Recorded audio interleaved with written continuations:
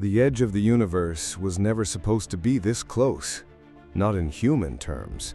Not in anyone's terms. Astronomers used to speak of infinity. Endless stars, galaxies stretching beyond the reach of thought. But infinity turned out to have a number. 4.3 billion miles. That was it. Beyond Pluto's lonely orbit, where our earliest probes ventured, we hit something no theory had prepared us for. An invisible wall. It was everywhere, in every direction. Not a field of debris, not dark matter, not even the faint whisper of radiation. Just nothing. An unyielding, invisible skin surrounding our solar system like the shell of an egg. At first, scientists fought each other with equations. Was this some bizarre quirk of physics? A gravitational lensing trick? But the evidence didn't bend, it broke. Spacecraft slammed into the boundary, bounced, burned out, or simply vanished from tracking. Our telescopes, for all their precision, had apparently been staring at an illusion. The most dangerous idea began to spread. What if reality was a simulation? A rendering limit, a programmed edge, a cage. If it was a cage, humanity was determined to break it. Governments and militaries hurled ships at it. Decades turned into centuries of failure. Every attempt ended the same way: annihilation, deflection, or silence. Yet with each disaster, our engineering evolved. Fusion drives became stronger, starship hulls tougher, crews braver. 8 months ago, one of our ships made it through and didn't come back. Now it was our turn.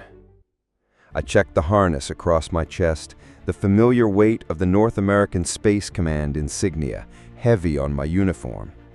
Beside me, my co-pilot adjusted her straps. Sophia never liked to show nerves, but I caught the quick, shallow breath she tried to hide. It took them long enough to approve this. For all we know, this is a one-way trip into hell. I smirked. Hell or heaven. Either way, no one's ever seen it before, and I want to. She shook her head darkly. Funny, that almost sounds religious coming from you. Not religion, just science so advanced it looks like magic. Our solar sails detached as we accelerated toward the final 1,000 miles, 1,000,000 miles per hour. The barrier shimmered faintly ahead, not visually, but in the instruments, like a pressure your eyes couldn't see but your bones could feel. The instant we crossed the threshold, everything changed. The ship screamed. The dashboard speed readout began padding zeros faster than my brain could process. Warning lights erupted through the cockpit in shrill waves. I felt lighter. My organs vibrated in a way no human body was meant to feel. The armrest tore from the seat under my grip. I tried to breathe, but my lungs took in too much air, swelling to the point of pain.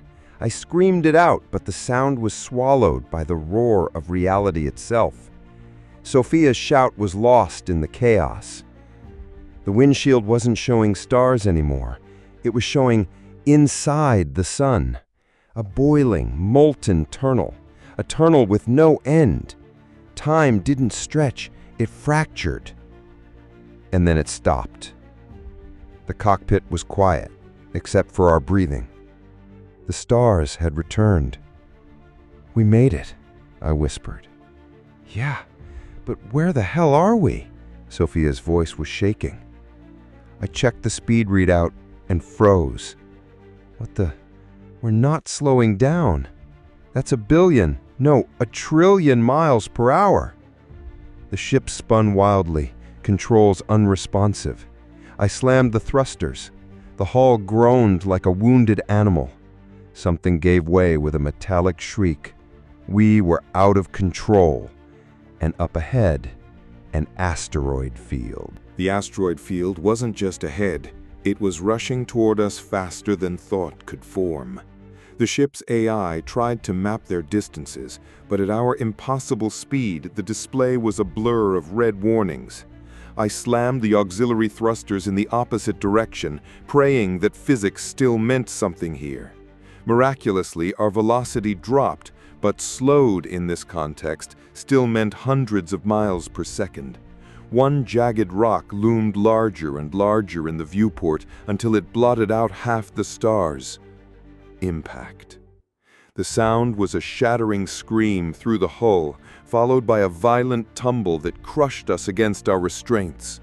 Metal shrieked, instruments died, emergency lights bathed the cockpit in bloody crimson. When we finally stopped moving, we were lying half buried in silver-gray dust. Outside, jagged ridges clawed upward toward a black sky that wasn't quite our black sky. My ears rang, my vision pulsed at the edges. Sophia was breathing, thank God, but her eyes were wide and unfocused. "You alive?" I croaked. "I think so," she rasped. Where the hell is this?" "No idea. But we're not in Kansas anymore." The reality was worse than the crash. Our engines were gone, the fusion core was cold, life support was intact, for now, and the fuel cells were so warped we couldn't even think about launch. "We'll send a distress call," Sophia said, forcing her voice into something resembling control. "To who?" I asked. "Earth? Pluto station? We might as well shout into the void. If we cross dimensions, nothing from our side exists here." She frowned. "Then maybe someone else will hear." "Someone else?" "You said it yourself. Maybe higher beings built the barrier. If they're here, maybe they're listening." I scanned the horizon through the cracked viewport. The asteroid was silent, too silent. No glint of technology, no movement, just endless still dust and stone under alien stars. "If they exist," I said, "they're not rushing to roll out the welcome mat." There's a strange calm that comes with accepting you might never leave a place. My heartbeat slowed, my breath settled. I unclipped my harness and stood. "What are you doing?" Sophia asked. "I'm taking a walk," I said. "If we're going to die here, I might as well see the view." She stared at me like I was insane. "You're wasting oxygen." "We're already on borrowed time. Might as well spend it outside instead of waiting for the air to run out." She shook her head but didn't argue. Instead, she began programming a looping distress message, an SOS sent in every direction, on every frequency the ship could still manage. The suit hissed as it sealed around me.